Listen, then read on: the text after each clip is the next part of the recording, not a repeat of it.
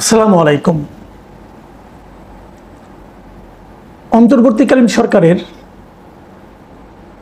মেয়াদ প্রায় 1 বছর কিন্তু হতে চলেছে।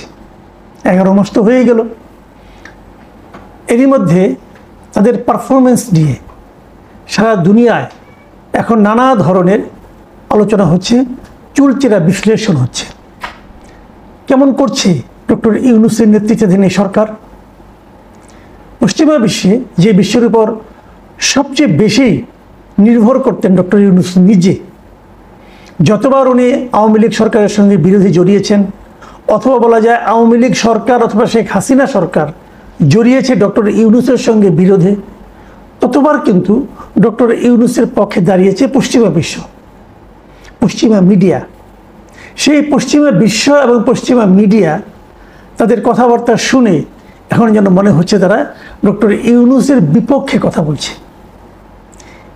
এই পরিবর্তনটাকে ডক্টর ইউনূস কিভাবে গ্রহণ করবেন? উনি কি এ সমস্ত ব্যাপারে সচেতন আছেন? কিছুদিন আগে উনি লন্ডন সফরে গিয়েছিলেন, অনেকের সঙ্গে দেখা করেছেন, অনেকের সঙ্গে দেখা করতে চেয়েছেন কিন্তু পারেননি। কোথাও সম্মানিত হয়েছেন, কোথাও কিঞ্চিত অপমানিত হয়েছেন। ইন্টারভিউ করেছেন একাধিক, নানা জনের নানা কথা। এই সময় উনি ইকোনমিস্টকেও একটা ইন্টারভিউ দিয়েছিলেন। সেই দ্য ইকোনমিস্টে দুদিন আগে তারা এই বাংলাদেশের প্রসঙ্গ নিয়ে তাদের একটা রিপোর্ট প্রকাশ করেছে। এই রিপোর্টটার শিরোনাম তাদের অনলাইন সেকশনে একভাবে আছে এবং প্রিন্ট সংস্করণে আরেকভাবে আছে। প্রিন্ট সংস্করণে লিডার্স শাখায় এটার শিরোনাম হয়েছে আনব্যান দ্য আওয়ামী লীগ, মানে আওয়ামী লীগকে ব্যান না করা, এই ছিল শিরোনাম। আর এটাই যখন অনলাইনে প্রচারিত হয়েছে সেখানে লেখা হয়েছে banning the opposition is no way to revive Bangladesh democracy, মানে বাংলাদেশের যে গণতন্ত্র সেটাকে ফিরিয়ে আনার ক্ষেত্রে বিরোধী দলকে ব্যান করা কোনো পথ হতে পারে না। বুঝতে পারছেন, ডক্টর ইউনূস এ সময়ে রাজনৈতিক অঙ্গনে সবচেয়ে বড় যে স্টেপটা নিয়েছেন সেটা নিয়েই উনি সবচেয়ে বেশি বেকায়দায় পড়ে গেছেন। উনি আওয়ামী লীগকে ব্যান করে ঠিক করেননি। হয়তো বলবেন আওয়ামী লীগকে তো ব্যান করা হয়নি। হ্যাঁ, ব্যান করা হয়নি, কিন্তু আওয়ামী লীগের কর্মকাণ্ডকে, রাজনৈতিক কর্মকাণ্ডকে নিষিদ্ধ ঘোষণা করা হয়েছে যতদিন পর্যন্ত না বিচার হয়। তো বিচার তো আর কালকে হচ্ছে না। এই বিচার হতে যদি 5 বছর লাগে, তো 5 বছর আওয়ামী লীগ কোনো রাজনৈতিক কর্মকাণ্ড করতে পারবে না। আর আপনি যতই বলেন না কেন, যত যাই বলেন না কেন, আপনি প্রমাণ করতে পারবেন না যে এই সিদ্ধান্তটা, এই যে আওয়ামী লীগকে রাজনীতি করতে না দেওয়ার সিদ্ধান্তটা, এটাকে খুবই গণতান্ত্রিক সিদ্ধান্ত বলা যাবে। এটা প্রমাণ করা কঠিন, সম্ভব না, ইম্পসিবল। এটা জাস্ট গায়ের জোরে আমি বলবো। আপনি হয়তো বলবেন একটা আইনের মাধ্যমে, আইন মানে একটা কালো আইনের মাধ্যমে, একটা নির্বাহী আদেশে একটা কালো আইনের মাধ্যমে এই কাজটা আপনারা করেছেন। এই যে গায়ের জোরে একটা সিদ্ধান্ত নেওয়া, আমি শুরু থেকেই কিন্তু বলে এসেছিলাম যে এই কাজটা এই সরকারের জন্য বুমেরাং হয়ে যাবে। তখন বিএনপি একটা খুব অদ্ভুত ভূমিকা পালন করেছে। বিএনপি মুখে মুখে বলেছে তারা কোনো দলের নিষিদ্ধ চায় না। যখন এই ঘটনাটা ঘটেছে, যখন সরকার এরকম একটা সিদ্ধান্ত নিয়েছে, তখন তারা কিন্তু কোনো প্রতিবাদও করেনি। সরকার ভেবেছে কেউ তো প্রতিবাদ করছে না, এটা বিরাট কাজ আমি করে ফেললাম, হাসনাত আবদুল্লাহর হুমকিতে টলমলো হয়ে এই সিদ্ধান্ত নিয়ে নিলাম। ঈদের আনন্দ সবাই অনুভব করলেন। নেট রেজাল্ট কি?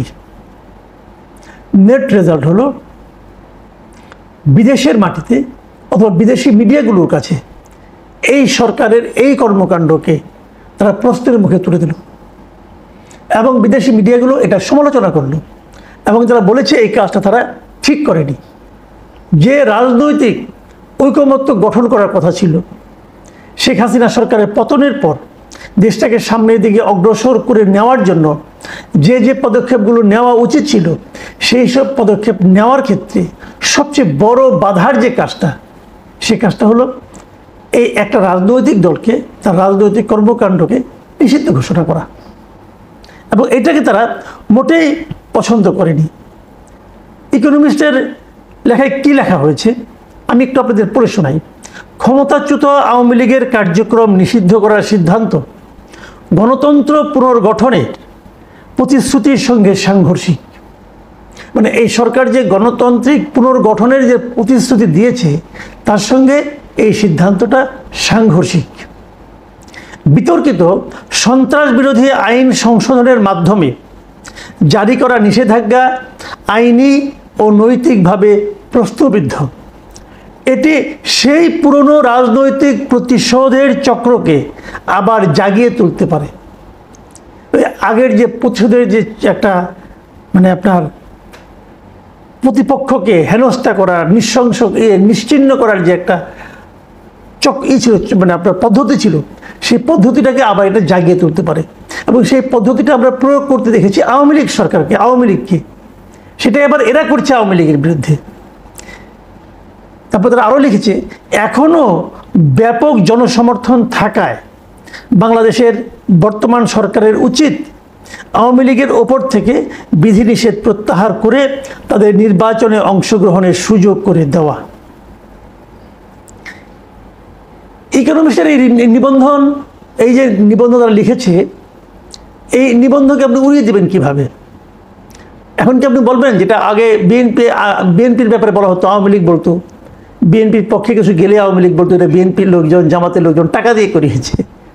এখন কি আবার এই সরকার বলবে এটা আওয়ামী লীগ টাকা দিয়ে করিয়েছে? আমরা একটা অদ্ভুত মানে মানসিকতা, অদ্ভুত আচরণ আমাদের সরকারগুলির মধ্যে দেখি। আমাদের সরকারগুলো সবসময় আমি দেখেছি যে যখনই নিজেদের বিপক্ষে যায় তখনই সেখানে যারা বিরোধী দলের ষড়যন্ত্র খুঁজে পায়। এখন ইকোনমিস্টকে সেই ষড়যন্ত্রের মধ্যে ঢুকে গেল কিনা এটা ডক্টর ইউনূস নিজে ভালো বলতে পারবেন। তবে ইউনূস সাহেবের গ্রহণযোগ্যতা পশ্চিমা বিশ্বে যে একটা বড় ধরনের ঝাঁকুনির মুখে পড়েছে এতে আমার কোনো সন্দেহ নেই। দেখুন, এটাতে পুরো এই ইউনূস সরকারের 11 মাসের যে কর্মকাণ্ড তার বিশ্লেষণ করা হয়েছে।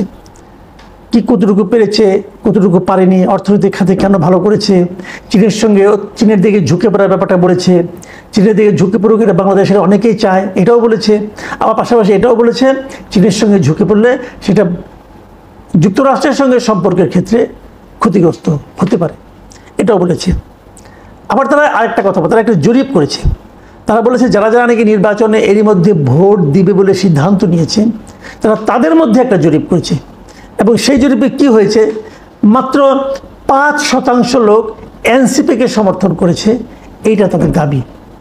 মানে যে এনসিপি নতুন হয়েছে, ডক্টর ইউনূসের বদান্যতায় গড়ে উঠেছে, যাদের দাবির প্রেক্ষিতেই মূলত আওয়ামী লীগকে নিষিদ্ধ করা হয়েছে, সেই দলটির পেছনে মানুষের সমর্থন মাত্র 5%। এটা ইকোনমিস্টের হিসাব। সেখানে বিএনপির সমর্থন হলো 42%, জামাতে ইসলামের সমর্থন হলো 32%। এবং আওয়ামী লীগ নির্বাচনে অংশ নেবে না এটা তারা জানে, জেনে তারা আওয়ামী লীগের পক্ষে কিছু বলার সাহস পায়নি অথবা ভয় পেয়েছে। তারপরেও একটা বড় অংশ তারা সাহস করে বলেছে যে তারা আওয়ামী লীগকেই ভোট দিবে। সেই সংখ্যাটা কত? সেই সংখ্যাটা 14%। আওয়ামী লীগ ইলেকশনে করবে না, তারপরে তারা আওয়ামী লীগের সমর্থন দিচ্ছে।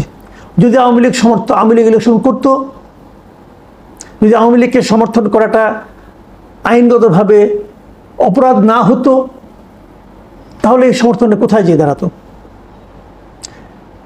এমন একটা দলকে আপনি নিষিদ্ধ করে দিয়েছেন, সেটাকে গণতান্ত্রিক দেশগুলো ভালোভাবে নেবে আপনি কিভাবে আশা করেন?